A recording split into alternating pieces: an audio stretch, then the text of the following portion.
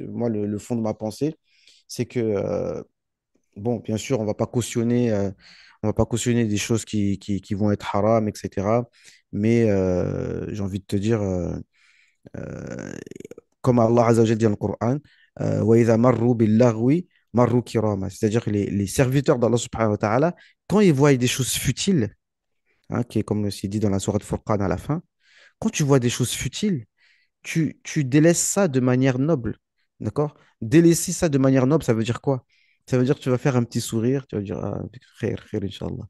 Tu passes ton chemin tranquillement. Tu vas pas venir faire le, le, le, le rabat-joie, venir, mais vous vous rendez compte, c'est honteux, mais qu'est-ce que vous faites? Tu vois? C'est ça quand, donc c'est ça, c'est le contraire de Marou Kirama. C'est-à-dire, tu vois des gens qui sont, ils ont besoin de s'amuser, ils ont besoin de jouer, tu sais, ils sont un peu comme des enfants.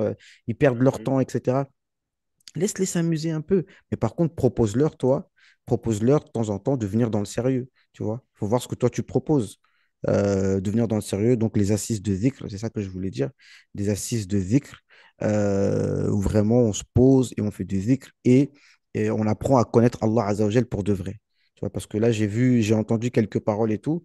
Ça m'a fait réagir parce que notre conception qu'on a d'Allah subhanahu wa ta'ala aussi, yani les vérités sur Allah Azzawajal, soi-disant par exemple, oui, si tu fais tel péché, donc Allah Azzawajal, il va te punir parce que tu as fait tel péché, etc. Euh, que Allah Azzawajal, il va te punir parce que tu as fait tel ou tel péché. Tu vois, comme on explique tout le temps sur cette chaîne, cette dunya, ce n'est qu'un passage. Qui a dit, parce qu'en fait, moi je le dis pourquoi? Pour ceux qui comprennent, ce genre de réflexion, moi, je vais droit. Moi, je vous explique les choses. Moi, je prends le temps d'expliquer parce que je peux pas expliquer des choses en 5 minutes. Je prends le temps d'expliquer que quand tu dis que, par exemple, on peut le citer, Mohamed Ali, ce qui lui est arrivé, rahimahullah. C'est-à-dire que lui, il provoquait les gens, etc., etc. À la fin, il a fini avec la maladie de Parkinson, etc. Mais est-ce que, donc toi, tu vas dire que Allah Azzawajal lui a fait ça pour le punir parce qu'il était provoqué, il provoquait les gens, il dit ouais, moi je suis beau, toi t'es moche, moi je vais faire ceci, moi je vais faire cela. Donc il a fini avec la maladie de Parkinson. Moi je vous dis que ce genre de réflexion, je vous le dis, c'est une réflexion qui peut ramener à la mécréance. Comme je le dis, je suis droit dans mes bottes.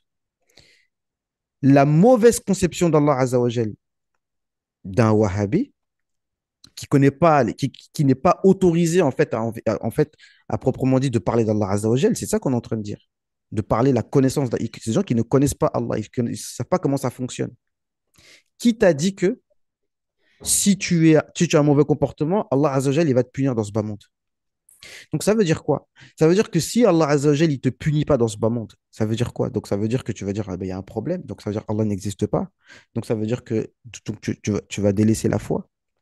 Et moi, je vous dis des cas concrets. Moi, j'ai parlé avec, il y a une mosquée dans laquelle je prie là, en Égypte, enfin en bas de mon bureau, on va dire, pas dans la mosquée de Cheikh Yousri. Et les gars qui sont là-bas, en fait, c'est des mi-Teblir, mi-frères musulmans, mi-Wahhabis, etc.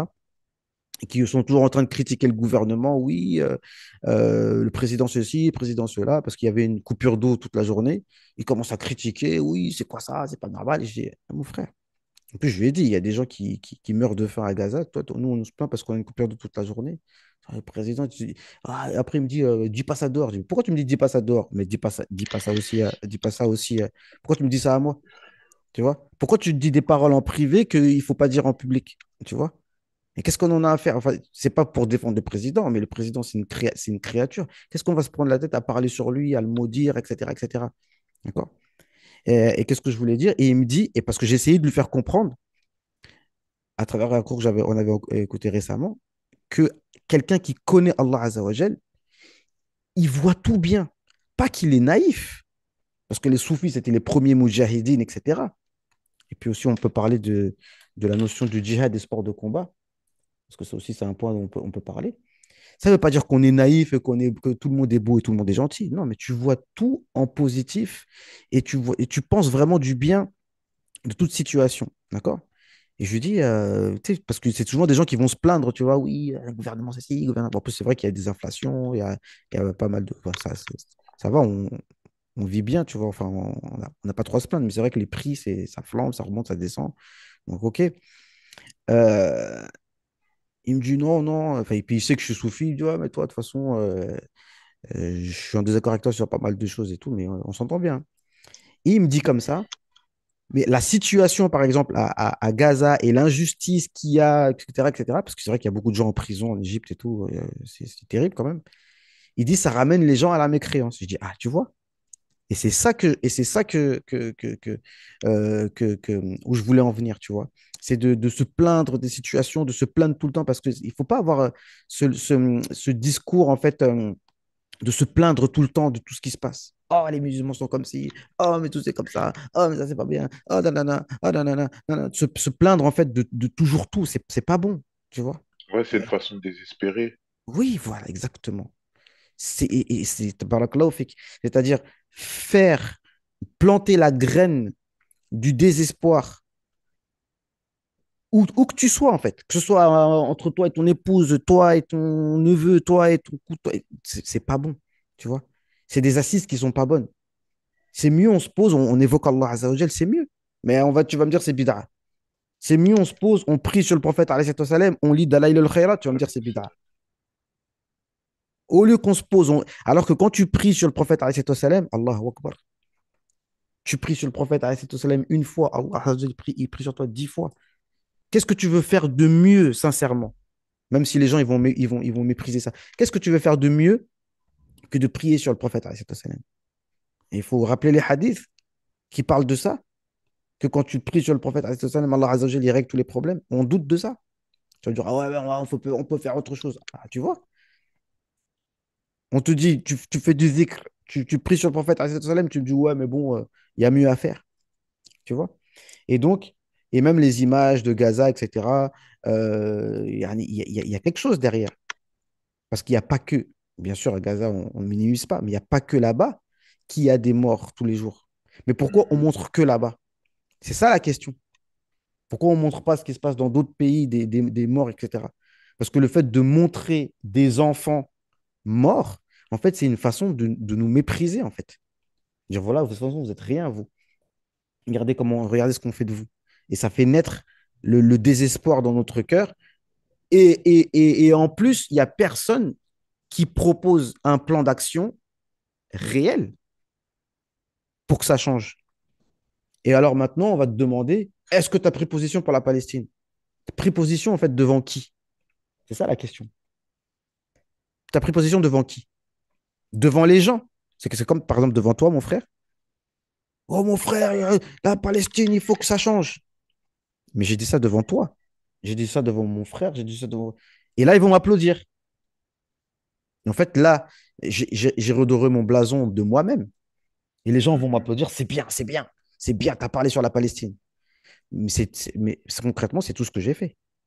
Et même si j'ai la possibilité de parler, même si je suis député, et que je veux dire, ouais, c'est pas normal, je fais un texte et tout, c'est pas normal, la Palestine, c'est pas normal. Voilà, certains vont m'applaudir, certains vont me critiquer, mais voilà, et j'aurais fait mon travail. Mais est-ce que sincèrement, ça va changer les choses? C'est ça la question. Alors certains vont me dire, oui, ça peut changer, nanani, nanana, mais j'ai envie de te dire, là, on parle en termes de géopolitique réelle. T'as pas l'air de. Enfin, il faut comprendre concrètement comment ça fonctionne. C'est pas parce que tu rouspectes ou que tu fais une manifestation que les choses vont changer. D'accord? Et puis de toute façon, je vais en terminer. euh, on le sait, il y a même des hadiths maintenant qu'on peut même plus dire dans les mosquées de France, mais les hadiths, on les connaît. Viendra un temps où eh bien, les musulmans, certains musulmans, mais lesquels? C'est ça maintenant. Moi, c'est ça mon discours concret. Quel type de musulmans vont être avec l'imam Mehdi pour aller débarrasser le monde de ces personnes-là? D'accord? Les trucs, ceux qu'on ne peut pas citer. Et que le hadith nous dit, ô musulmans, ya Abdallah, il y en a un parmi eux qui est là derrière, viens l'attraper. Tu vois? Ça va arriver. Ça, c'est clair. Mais qui sont ces musulmans qui vont être parmi ceux qui vont se débarrasser d'eux.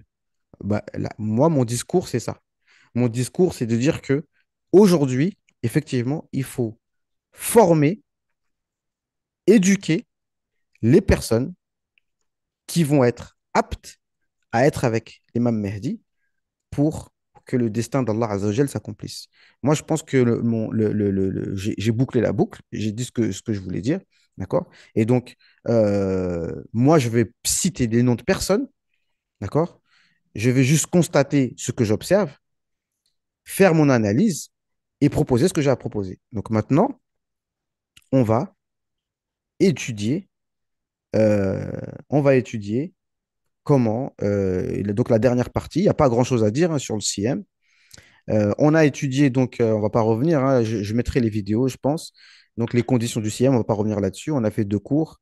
On a étudié donc les conditions, on a étudié les obligations du jeûne. Donc on a parlé, donc les conditions, on va citer vite fait l'islam. Donc on a beaucoup détaillé, hein, je ne reviendrai pas là-dessus.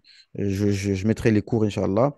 Le boulour, le fait d'être pubère, al-aql, le fait d'avoir toute sa raison, al-qudra, le fait d'avoir la capacité de jeûner. Donc, on a beaucoup détaillé, donc important de revoir tout ça. C'est ça la base, qu'on connaisse, hein. Je vous mettrai, on a dit des choses intéressantes dans les vidéos d'avant. Là, on a beaucoup parlé, donc je vais enchaîner. Mais je vous invite vraiment à consulter ces vidéos parce qu'il y a des enseignements importants. Pas de moi, mais de nos savants. D'accord? Fara'id, donc les obligations du jeûne. Donc, on a dit, il y en a quatre. Donc, la niya. Donc, pareil, hein, c'est des choses que tout musulman doit connaître sur le bout des doigts et choses que les musulmans, j'ai envie de dire les vrais, les musulmans, les vrais porteurs, j'ai envie de te dire, de l'islam, les vrais fuqaha qui sont dans des villages en Côte d'Ivoire, des villages au Nigeria, des villages au Pakistan, des vrais Hanafis, des gens au Bangladesh, les vrais gens, quoi. Pas nous, enfin voilà, nous, les gens de France, on se cherche encore, mais il faut, alhamdoulilah, les gens, ils sont en train de revenir maintenant aux écoles, tu vois, qu'on se remette dans les rangs qu'on étudie déjà, parce que, comme on dit, avant, vous voyez, le livre de fiqh qui sont comme ça commence par parler des ablutions, comment on se nettoie, comment on se lave, hein, les parties intimes, et à la fin, on te parle du djihad, tu vois. Et les choses, elles vont par étapes. Donc voilà. Et pareil, on apprend à réciter le Coran correctement, etc. Et après, on voit la suite, Inch'Allah. Donc, j'ai deux choses à vous proposer, des cours pour ceux qui veulent, Inch'Allah, pour avancer dans ces domaines-là.